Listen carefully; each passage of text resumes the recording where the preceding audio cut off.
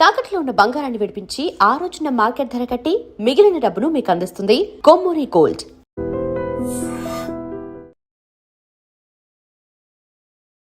అది చేతులు కనిపిస్తాయా? 100% కనపడతాయి. ఎందుకు కనపడతాయి?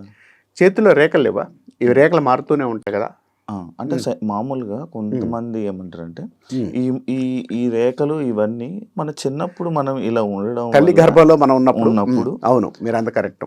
ఇలా ఉంటే ఏర్పడిన గీతలు ఇవి. అవును, ఇవి అదే కాకుండా మనకి ఏజ్ పెరుగుతున్న టైంలో మన స్కిన్ చేంజ్ అవుతున్నప్పుడు మన ఇవి కూడా వచ్చేసి కొన్ని ఇవి అవుతూ ఉంటాయి తప్ప ఇందులోని ఇది చూసే జాతకం, ఇది చూసి నీ రాత అంటే అది మూర్ఖత్వం అని అనుకోలేమా?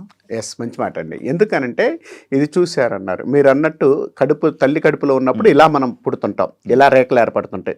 ఈ రేఖలు తీసుకొని వెళ్ళి ఈ రోజు కూడా ఆ రేఖలు అలానే ఉండట్లేదు లేదు కదా, మారుతున్నాయి కదా. మీరు అన్నట్టు చర్మం మారుతున్నాయి. ఈ మారేటప్పుడు కొన్ని రేఖల ఫామ్నెస్ వల్ల మనిషి ఎందుకు ఇబ్బంది పడుతున్నాడు? ఎందుకు ఇబ్బంది పడుతున్నాడు అంటే ఇది సాముద్రిక శాస్త్రం అని శాస్త్రం ఉందండి. ఈ శాస్త్రాన్ని తీసుకువెళ్ళి ఒక అమెరికన్ తీసుకెళ్ళి దాన్ని బాగా డెవలప్ చేసి ఈ రోజు ప్రపంచంలో ఆ శాస్త్రాన్ని బయటకు తీసుకొచ్చాడండి ఆయన. ఇప్పుడు మనం చెప్పట్లా, ఈ సాముద్రిక శాస్త్రం ఉంది. ఇప్పుడు దీనిలను పట్టుకుంటానంటే ఇప్పుడు మన వాదించే వ్యక్తికి మనం వాదించడానికైతే రెడీగానే ఉన్నాం. ఎందుకంటే శాస్త్ర ప్రకారంగా అసాముద్రికం ఉంది, ఇది ఉంది. ఈ సబ్జెక్ట్లో ఎక్కడ రేఖల ఫామ్నెస్ ఉందో, ఎక్కడ ఏముందో. ఇంకోటి ఆయుర్వేద శాస్త్రంలో ఇది పట్టుకొని నీకు ఏ రోగం ఉందని ఎందుకు చెప్తున్నారు? మనకి నాడి పట్టుకొని ఎందుకు చెప్తున్నారు?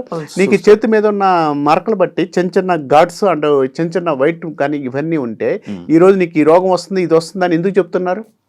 మీరు అన్నట్లేరు కదా. ఆకుపంచరాన్ని ఇక్కడ ఎందుకు పొడుస్తున్నారు?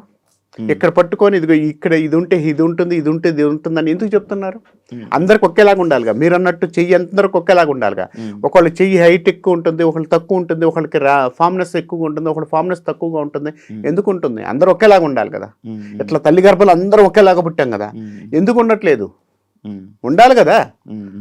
ఉండాలంటప్పుడు మనుషులు ఒక్కొక్క మనిషి డిఫరెంట్ అప్పుడు మీకు ఎందుకు అప్పుడు నేను అదే అంటున్నాను, అందరికి ఒకేలాగా ఉండాలి కదా. మీరు చెప్పిన సిద్ధాంత ప్రకారం ఇట్లా పట్టుకొని పుట్టాను, నేను పుట్టినప్పుడు ఇలానే ఉండాలి కదా, అందరికి ఇలానే ఉండాలి, 3 రేఖలు ఉండాలి. అందరూ ఇలాగే ఉంటారని చెప్పలేం కదా, ఒకరు తెలుస్తారేమో లోపల చేతులు తిరగడానికి లేదుగా, చేతులు తిరగడానికి లేదుగా. మన సిద్ధాంతం ప్రకారం చెప్తున్న వాళ్ళందరూ కూడా జ్యోతిష్ శాస్త్రంలో అసాముద్రికం లేదన్న వాళ్ళందరూ కూడా తల్లి గర్భంలో ఇట్లా పెట్టుకుని పుట్టడం వల్లనే మనకి రేఖల ఫామ్నెస్ అయినాయి అని చెప్తున్నారు.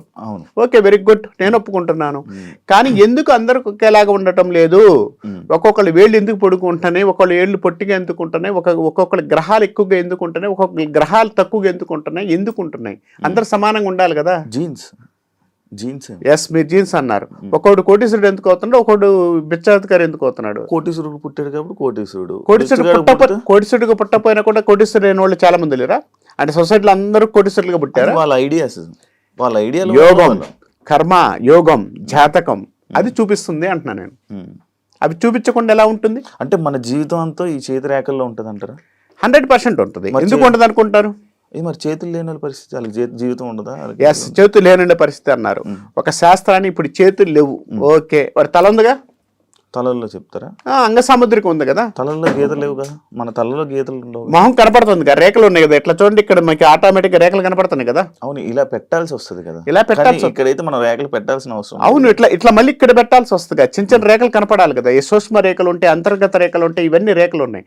1930లోనే మనకు సూర్య సాముద్రికం అని శాస్త్రం రాశారండి. 1930లోనే, మనం పుట్టక ముందే రాశారు ఇది.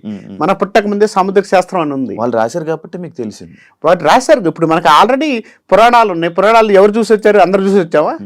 అది రాశారు కాబట్టి మీకు ఒక ఐడియా వస్తుంది. ఎందుకనంటే ఇప్పుడు మీరు మాట్లాడుతున్నారు, మీరే ఎందుకు మాట్లాడతారు? మిగిలిన యాంకర్స్ ఎందుకు మాట్లాడలేకపోతారు? మీరు మాట్లాడితేనే హ్యాపీనెస్ ఎందుకు అనిపిస్తుంది అంటే, క్వశ్చన్ అనేది ఎందుకు గుచ్చుకుంటుందంటే జనాలు ఆ డౌట్లు అడుగుతున్నారు కాబట్టి. జనాలకు ఉన్న డౌట్స్ అడుగుతున్నారు, క్లారిటీ అడగడానికి ప్రయత్నిస్తున్నారు, సబ్జెక్ట్ మాట్లాడడానికి ప్రయత్నిస్తున్నారు. అది ఇంకొకళ్ళు ఎందుకు అడగట్లేదు అంటున్నా నేను. కొన్ని 100 మంది ఉన్నారు, అందరికి ఎందుకు రావట్లేదు, మీకు ఒక్కరికి ఎందుకు వస్తుందంటే ఎవరిష్టం వాళ్ళది. ఎవరిష్టం కాదు, యోగం.